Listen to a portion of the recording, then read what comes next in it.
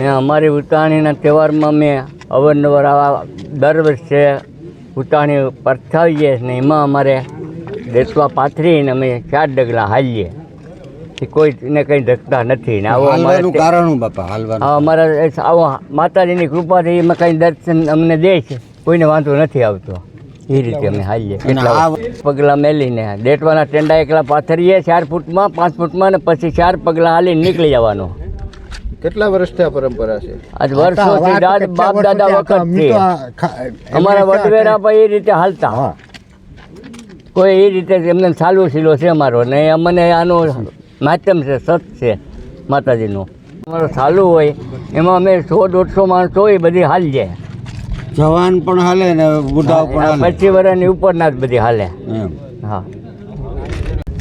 અને આ જે પરંપરા છે એ વર્ષોથી મારા દાદાના વખતથી હાલી આવી છે, એટલે મારા જન્મ પહેલાંની વાત છે આ. અને જે દર વખતે હું પોતે 25 વર્ષથી આ દેતવા ઉપર હાલું છું. અને જે અંદર અમે જે કુંભ મૂકીએ છીએ એમાં અનાજ નાખેલું હોય છે અને કુંભ જ્યારે કાઢીએ છીએ ત્યારે એની અંદર પાકી જાય છે. તેની ઉપરથી અમે ખાતરી કરીએ છીએ કે આવનારું વર્ષ કેવું જશે. કુંભ પાકી ગયેલો અને વ્યવસ્થિત નીકળ્યો છે. એટલે અમે લોકો જે અમારી આસ્થાનું એક પ્રતીક છે અને માતાજી અમને જે અળવન પગે અમે હાલીએ છીએ, અમે કોઈ દિવસ કોઈને પણ કંઈ થતું નથી. છેલ્લા 25 વર્ષથી તો હું પોતે ચાલું.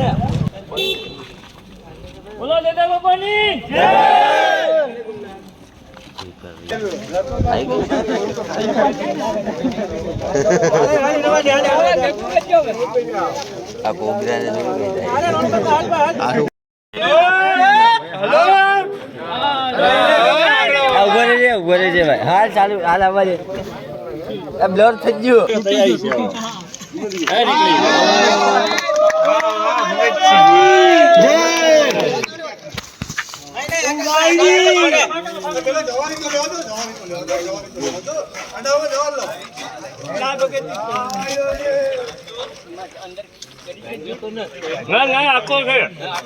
વરસાદ પૂરેપૂરો થાય.